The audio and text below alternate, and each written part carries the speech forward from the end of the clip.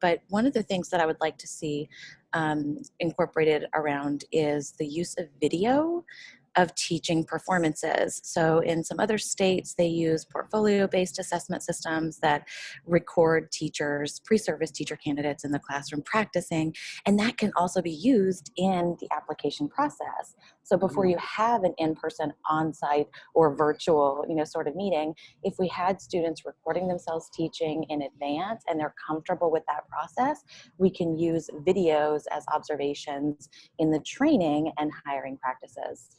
Mm-hmm.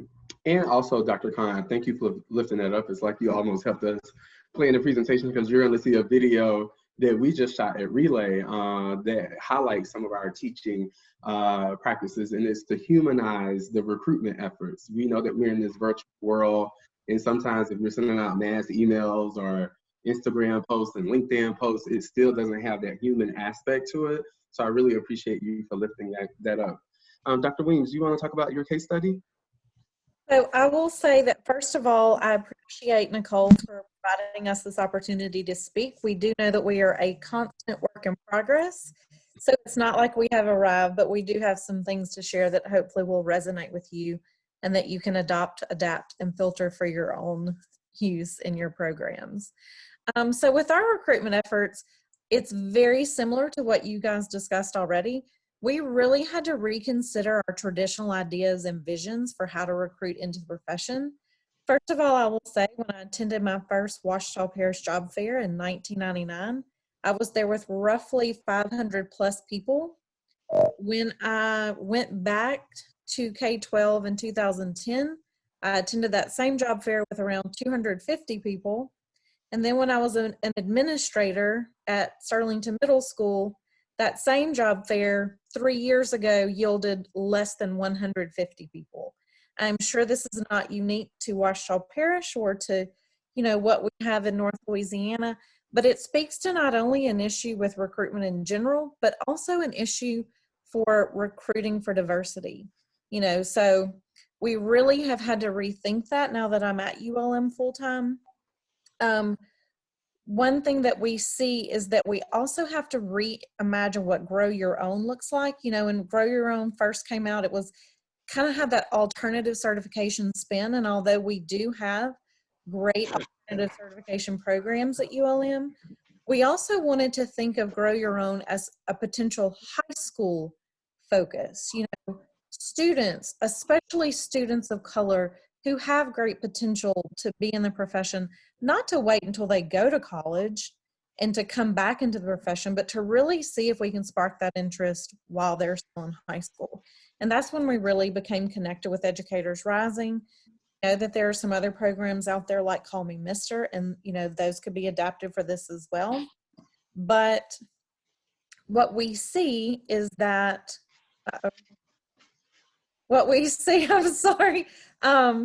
is that we also have to note that there are distinct disparities in what we have in our program. And I do want to say that although we sometimes don't fully connect this to the framework by which we are measured, I do want to make note, and Nicole and I discussed this in our planning, this is a specific indicator on our on-site review. And sometimes when we get to on-site review, we think in compliance terms of like, how can we get the most points for that? But we also have to realize that we are building capacity for our profession. So really taking it authentically and looking at it and how we can change. So we also noted that in addition to recruitment disparities, we have disparities in our completers. So that has implications for support.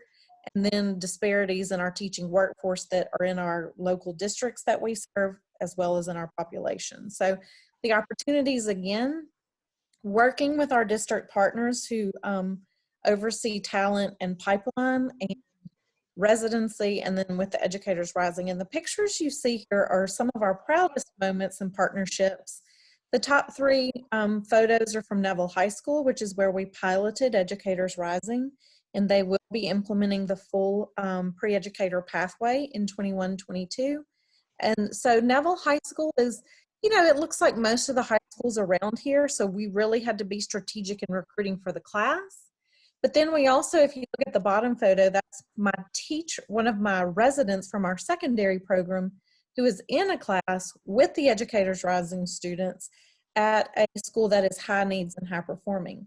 So in addition to recruiting for diversity in what looks like a traditional school model for us, we also wanted to use our MOU partnerships to recruit in those highly diverse high schools where we know they would benefit from having their students going into a teacher prep program and coming back, because they truly understand the needs of the students in those schools. So that's just kind of how we have re-envisioned recruitment. We do have more work to do, especially in the world of digital recruiting, but we're very pleased with our initial efforts with high school recruiting.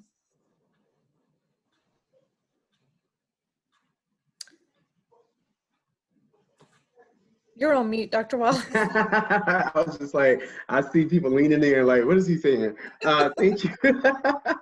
Thank you, Dr. Williams. I'm going to talk a little bit more about the logistical aspects of student recruitment.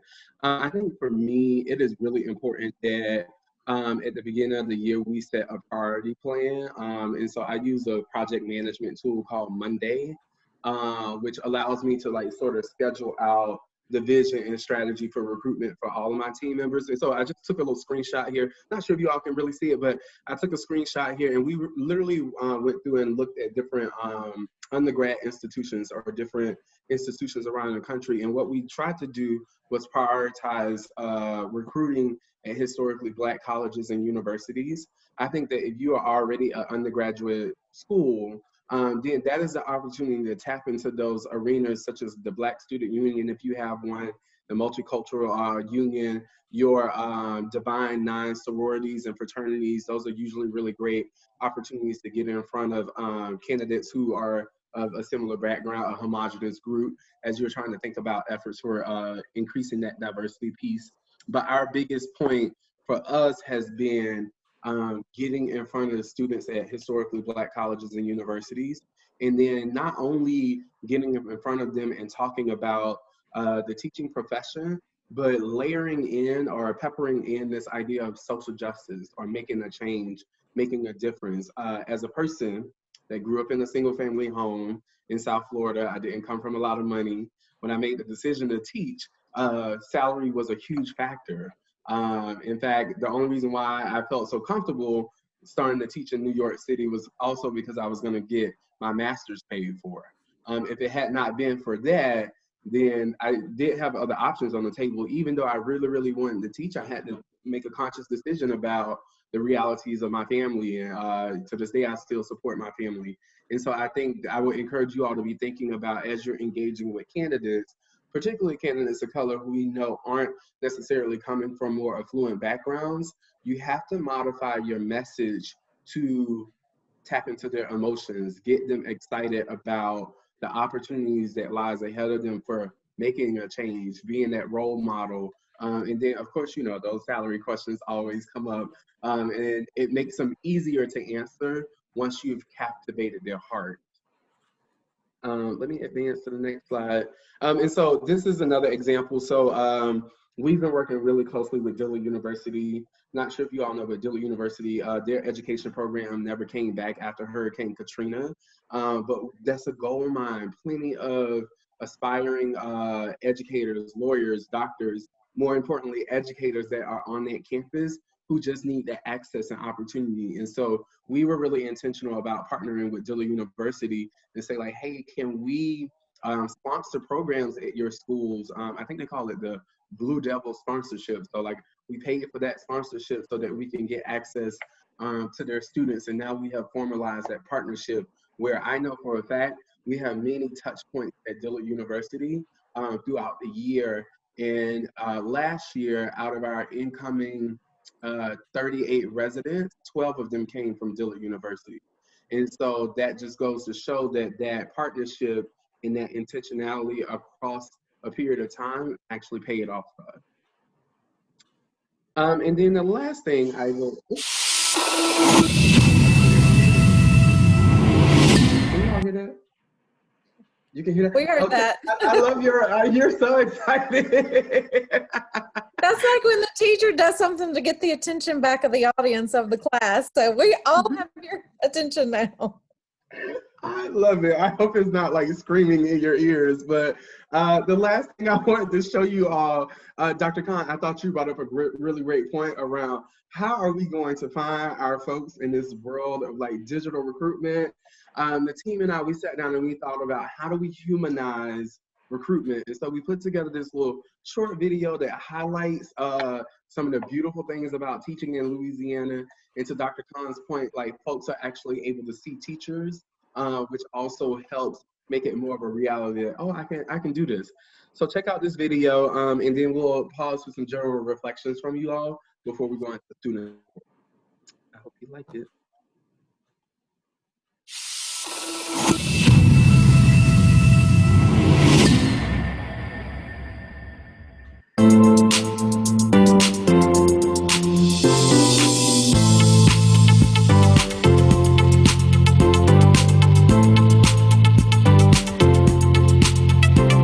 Teaching in Louisiana is one of the greatest acts of love and social justice.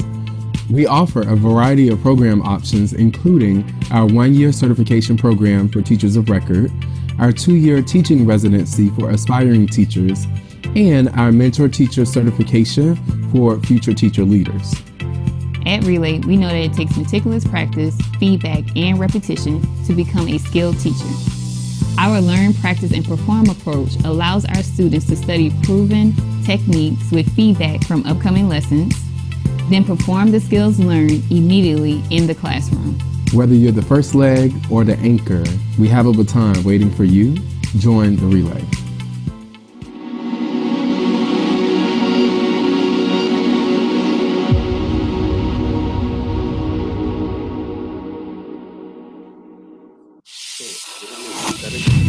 Okay, great. Before we go into supporting teachers of candidates think tank, we'd love to just get some thoughts or reactions from you all based off of the case study that Dr. Weems presented and my logistical and video that we shared out. What thoughts do you have?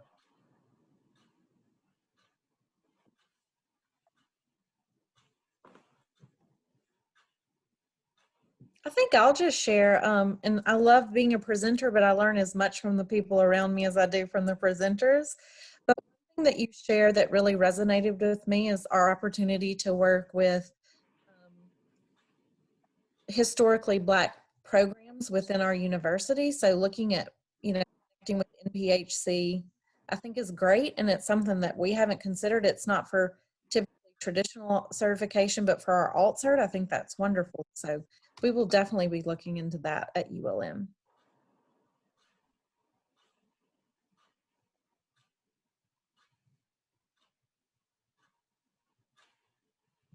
Dr. Wallace, I think the video is fun and it's a really good way just to get out there. And you said something a bit earlier that I thought was really powerful. We send surveys out to some of our candidates of color to see, kind of how they decide what their career path is. And one person stated that they didn't believe teaching was a viable option for them. So we asked, some follow-up questions like, is it because of salary? Because that was kind of the assumption there. And it was truly about, for this one student, it was really about representation, and that in their school, they did not see that as a possibility for them. So that is why we are hoping to, really get into some of the high schools and get our candidates out there into high schools and even younger, hopefully eventually, but that representation piece and it being a viable option for multiple reasons. Salary clearly matters too. But I just thought that was really neat that you kind of walked us through what your experience was of your decision making, because as recruiters, we have to think about the whole person when it comes to their needs. So I appreciate you sharing that. Yeah, absolutely. And one of the things we also tried to do with that video, I don't know, I'll put the link in the chat for you all to go back and watch it, but we tried to show a vast representation across identity markers. So not only race, but also age. You can see that some of the teachers where we have some teachers who are non-traditional or career changers. And so what we're really hoping to do at the idea of diversifying the recruitment pool is not only by diversifying with like color or age, but also just thinking about what are those other identity markers that we can explore and also lift up and celebrate as folks are joining the teaching profession. Cool. Any other questions or thoughts before we shift gears a little bit and start thinking about that support piece? I would just like to have you elaborate a little bit more on how do you handle the salary comment. You did talk about tapping into social justice and really making a difference. I think that it's a terrible misconception that teachers don't make enough money, and it's a disservice because young people get degrees and all sorts of things, and then they come back to teaching after and have to go through an alternative certification program. But I'm just interested in other ways to make people, I'm talking about high school students at this point, or college students who haven't selected an actual career path. I'm battling that with my own son right now, and he says, stop trying to make me become a teacher, but it's because I see the potential in him. I mean, his older brother is going to med school, and so I'm always open to any career path for my kids, but I see him teaching, and I see him majoring in something else like everybody else does, and then having to come back to alt-cert after. And, he's already said, I'm not interested in anything in the medical profession. He has no idea what he wants to do. But when we talk about teaching, his comment isn't that he doesn't want to be a teacher. His comment is that teachers don't make enough money. And so, what are some thoughts about that? Yeah, my number one go-to is I try to do two things. I try to lift up the hood and share about my own journey, because I think the more that we could talk about our own journey through the teaching profession, we sort of present for them the upward mobility. I'm assuming that everyone on this call has once been a teacher before, has did some type of coaching and development, school leadership. Now you're in these teacher development spaces. That is upward and economic mobility in of itself. When I think about when I first started teaching back in 2010, I was I was making about $50,000 in New York City, which was very, very little money in New York City, even though it's higher than the average here in Louisiana. And so I just tell students that. I tell them, here's how I started out. Here's what I did to increase my earned revenue over time. I talked about opportunities for the summer programs, summer teaching. So helping them see that it's just not about your base salary, but there are other opportunities for you to increase your income. That is my second thing I do. The first thing that I usually do is try to get into their purpose. What I found is that a lot of times high schoolers, college students, they're trying to figure out their purpose in life. And one of the ways I dig into their purpose is by sharing my purpose. I say, listen, the only reason why I'm teaching is because when I was in the 10th grade, I found out that my grandfather was forced to stop going to school when he was in the 6th grade, and he worked on a farm most of his life. He became a sharecropper after the 6th grade. So he was illiterate, he could not read, and I would have to read his mail to him when I got home from school. I share that with my incoming candidates so that they can understand that you have to be grounded in some sense of purpose in order to sustain in the profession over time. And so my encouragement for you and your son would just be is to start having those conversations around, what do you think your purpose is here? What is that goal that you're trying to fulfill, and sort of shape his career around that conversation, that purposeful conversation. Thank you. Your video is great too, by the way. Thank you. I will put it in the chat. I'm looking at time, so we're going to roll. We're going to shift gears and think about supporting teachers of color, particularly. We're going to go back into our breakout groups and do a little thinking. We want you all to talk about what challenges do you foresee now that you have the teachers in your programs. We know that retention is a big factor. So what challenges are you all seeing with retention? And then what have you done? What have you done out of the box to keep those levels of investment high and those levels of efficacy high? We will see you all back in about 4 minutes. You're gonna head back to your breakout groups, and this time you're working in the blue boxes in the think group. Cool. See you all back in a bit.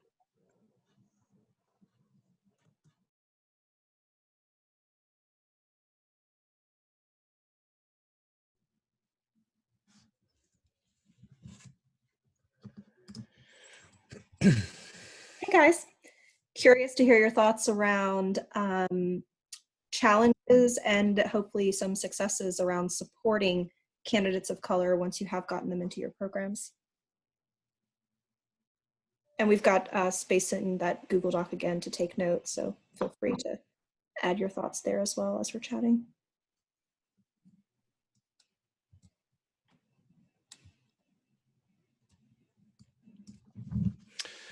Well, I'll just throw out that at I Teach, to the best of our ability, we try to align during the residency our teacher candidates with individuals like our supervisors who are similar to them and can have shared experiences, so that from a supervision standpoint, to the teacher, to the student, there's a connection of just experience and knowledge of what the teacher might be going through, and maybe some sympathy/empathy for the challenges being faced.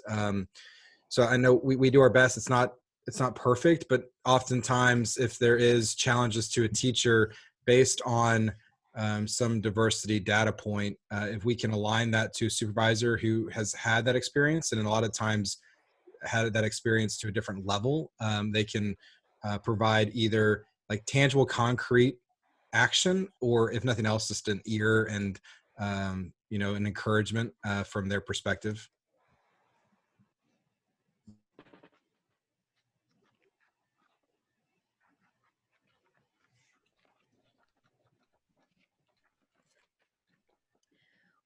I guess one of our biggest challenges is that we used to rely on the university to do a lot of our recruitment.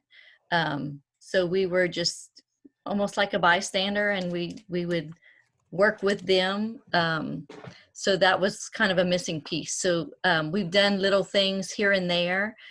Different faculty, different groups have always reached out and tried to recruit, but in a less formal way where it wasn't tracked.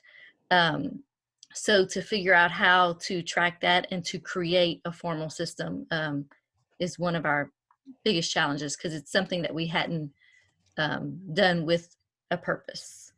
And we would basically have to kind of grow our own. And we serve 7 different districts, school districts. And,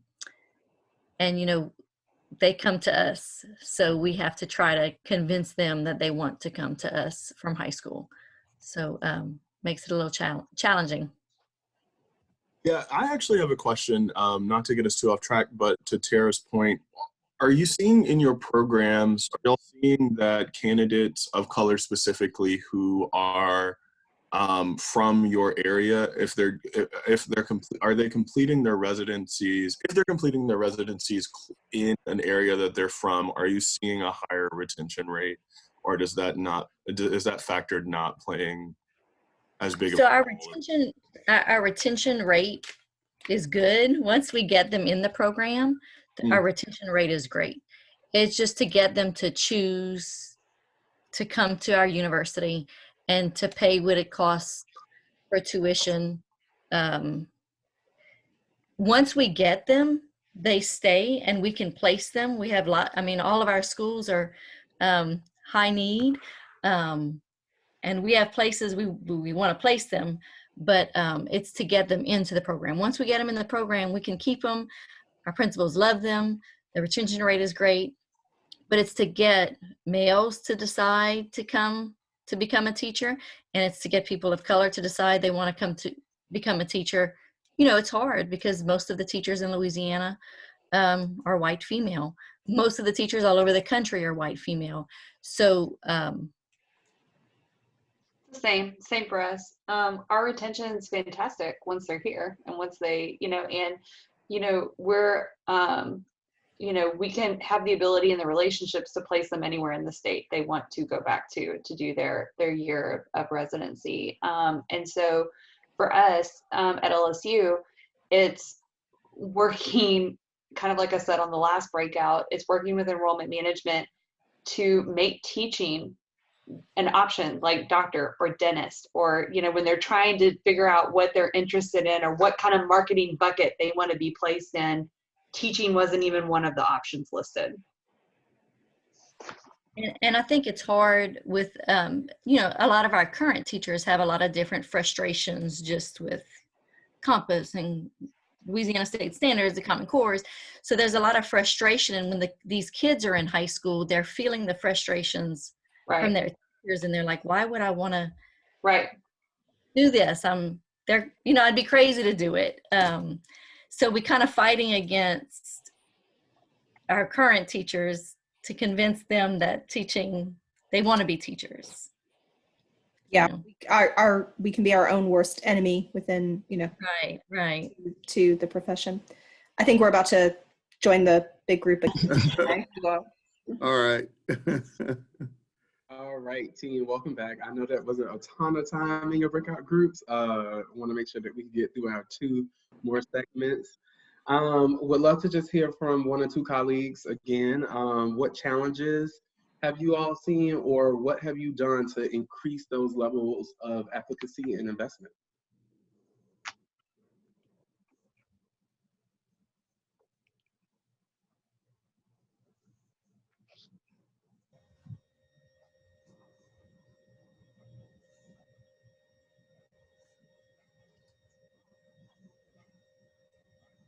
I'm going to take the silence as folks are really interested to hear what we got to say. So I'm going to push it on to Dr. Weems to talk through how she is supporting our teachers, particularly teachers of Canada. I think what we have in our case study really reflects what our conversation is. So I can just share out while I share our story. What we have found is that we have very different levels of support that teacher candidates are receiving and that they need as they move through our program. We have spent a great deal of time over the past years. It's again one of those traditional thinking models about we're going to put a lot of effort into academic supports because those are very important, and we realize that there are some gateway and roadblock issues like Praxis Core, for us having students pass a second math course. Those are our big roadblocks and gateways at ULM. So those are important. But we're also realizing that there could be some financial implications for students as they try to move through the program.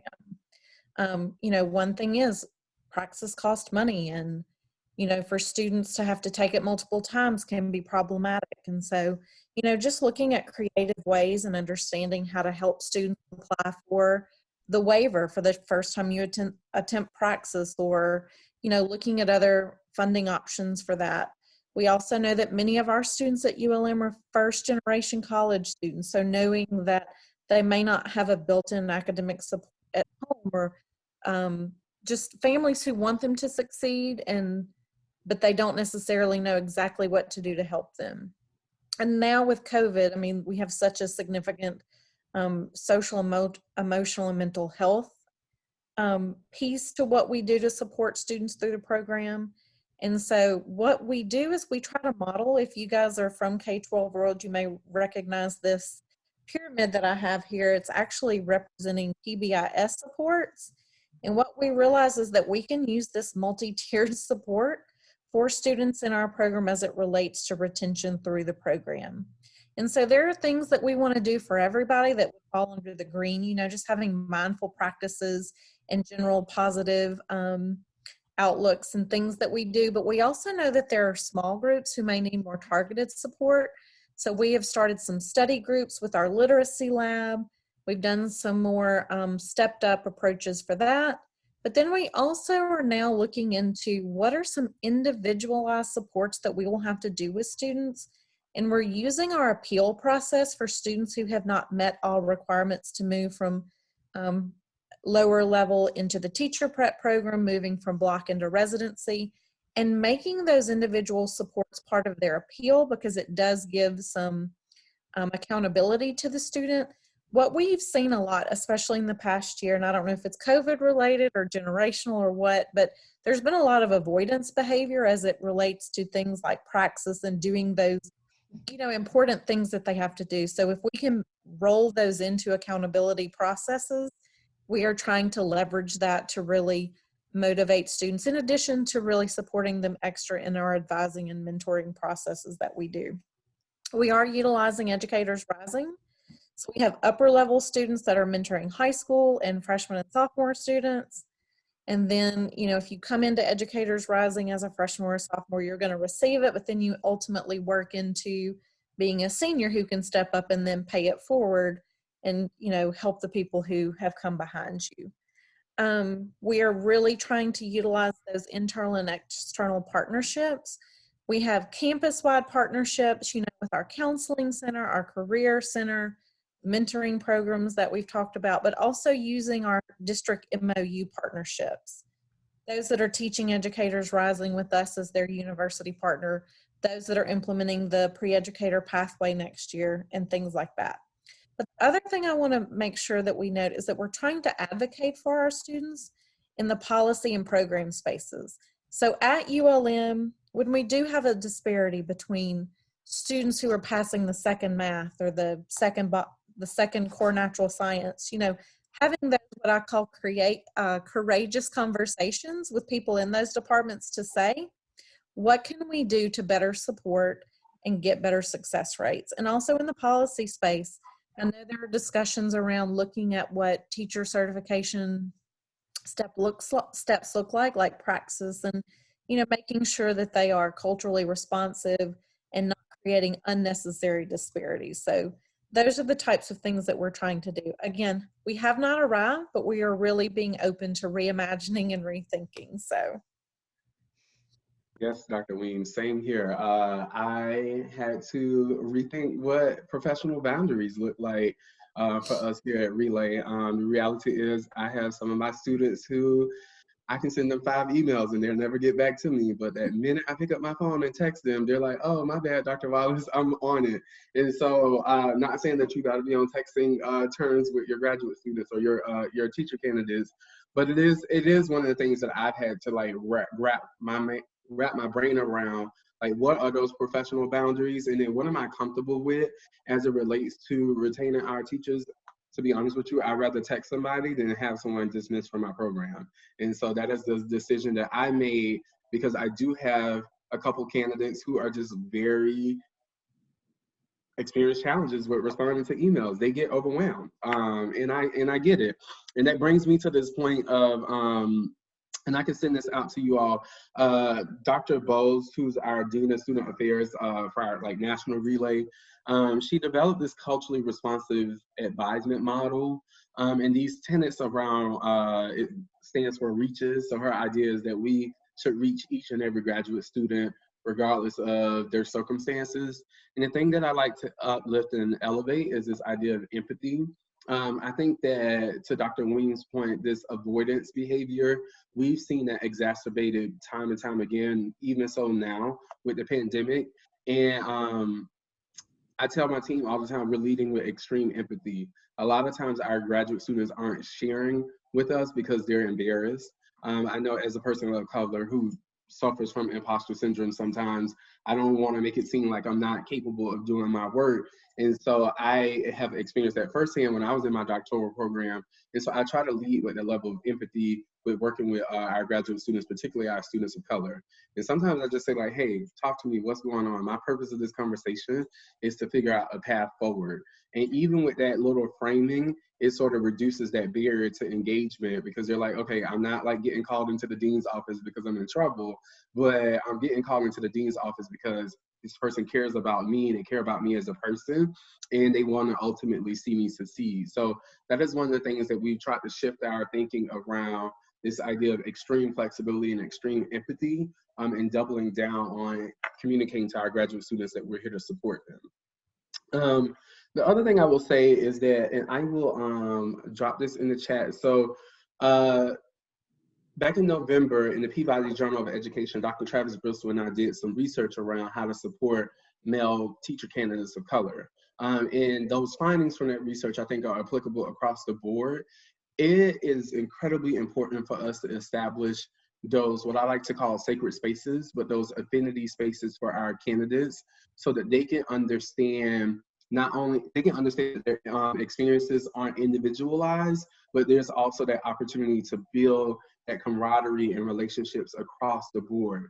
I'll send that article out to you all, but one of the things that we found to be important for candidates of color is to make pain public. And so I know oftentimes when you're in a program and you have like these gateways that you're being evaluated against, it's sometimes hard to say that you're messing up, or it's sometimes hard to say that you are having a hard time in the program.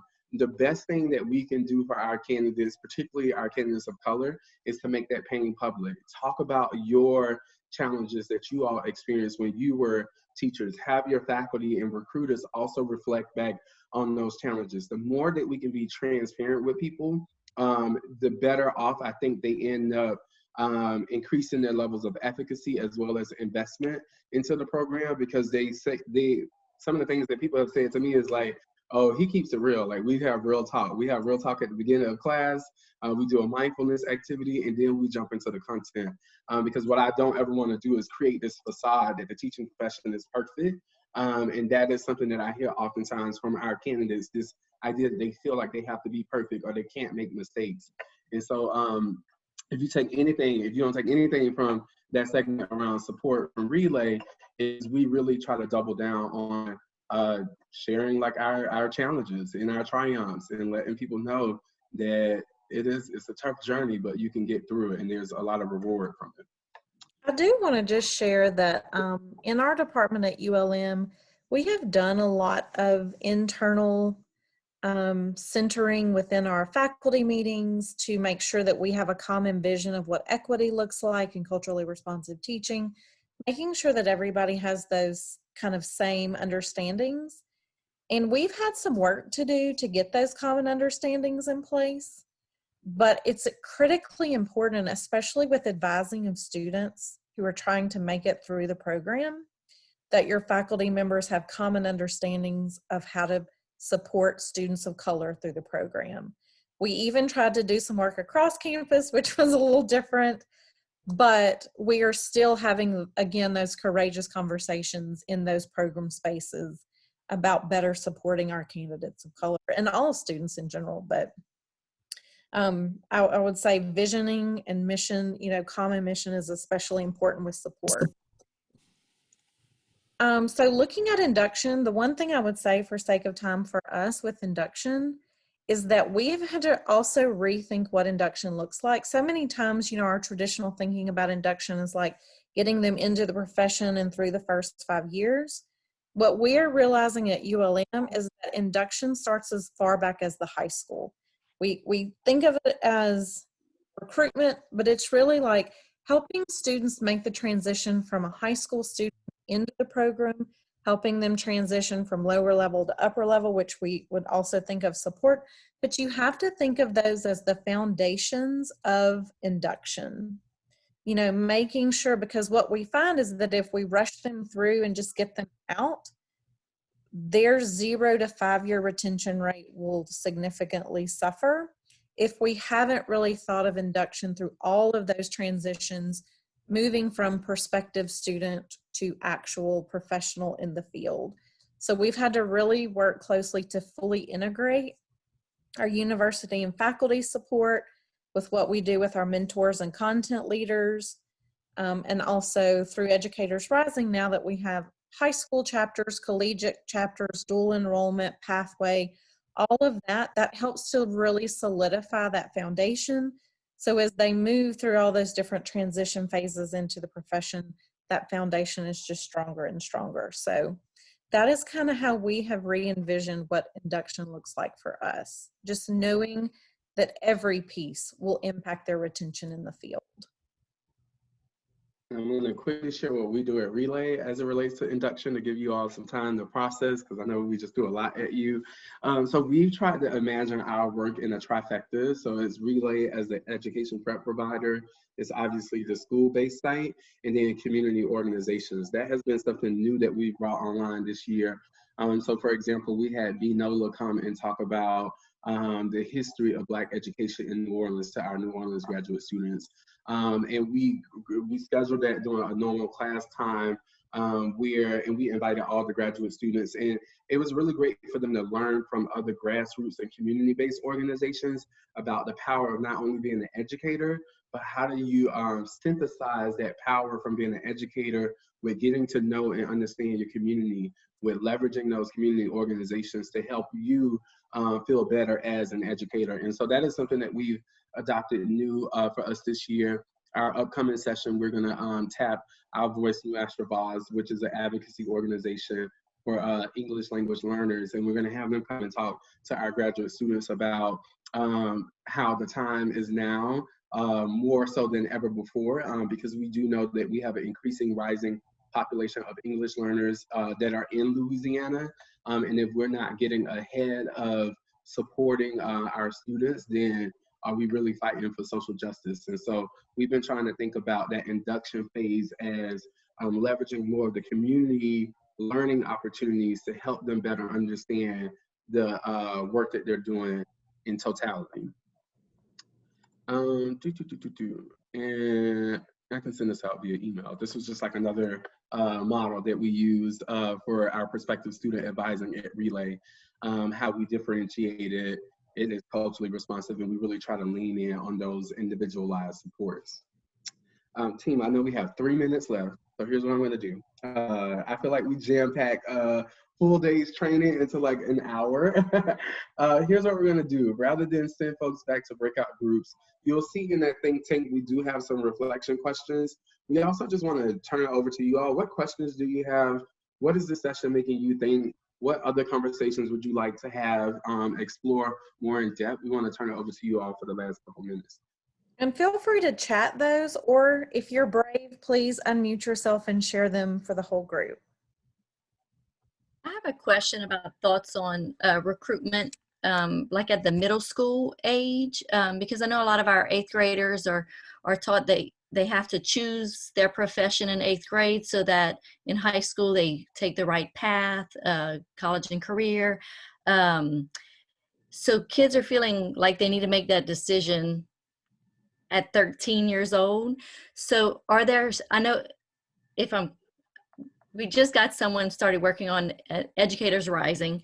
So I'm not too familiar, but I think it's pretty much just for high school students, or it starts at the university level out there. And actually they are having some of the fastest growth in Louisiana with the middle school chapters. So okay, so I guess my question was, what groups or organizations maybe that are already out there that we might be able to tap into to help recruitment at the middle school age instead of waiting until they've already made decisions? And of course we know how those decisions go, but I would say oh gosh, it's triggering my old college recruitment thinking.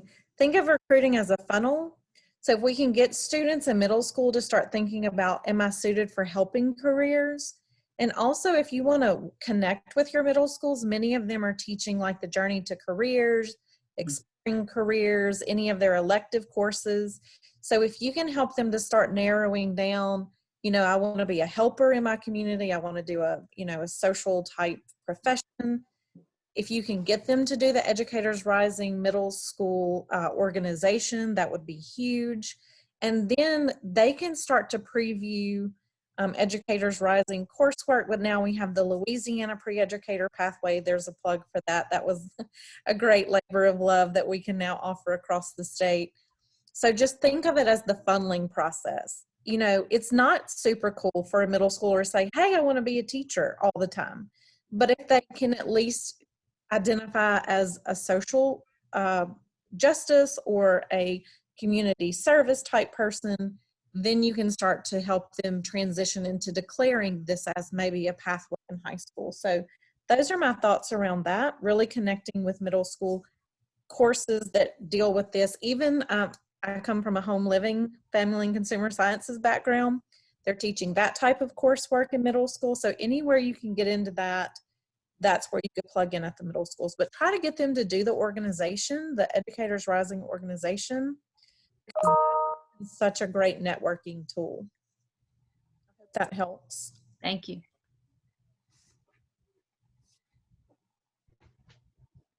Did anybody else have questions or comments? Does anybody have like a major aha that they want to share? I love the aha moments.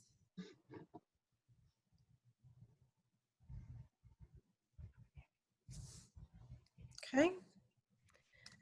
Well, I want to thank again Dr. Wallace and Dr. Weems for taking their time to share what they have learned and are continuing to learn. And I know from our discussions around planning this that they want to learn, continue learning from you guys. So if you didn't take notes in that doc that Dr. Wallace shared, please feel free to go and do it later as you're continuing to think about this.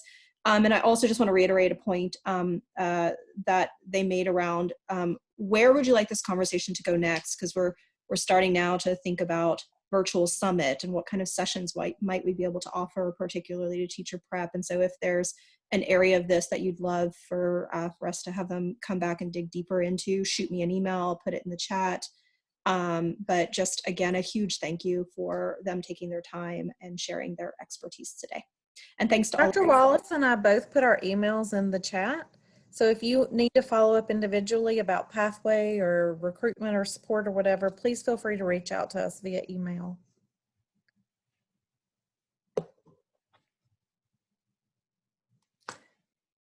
Hey team, well, it's good to Thanks, see you guys. all. Yeah, I'll hang back if folks want to ask questions, but good to see you all, and good luck recruiting this year. We're still all trying to figure it out. So if you have ideas that you want to shoot our way, don't hesitate to pass them our way as well.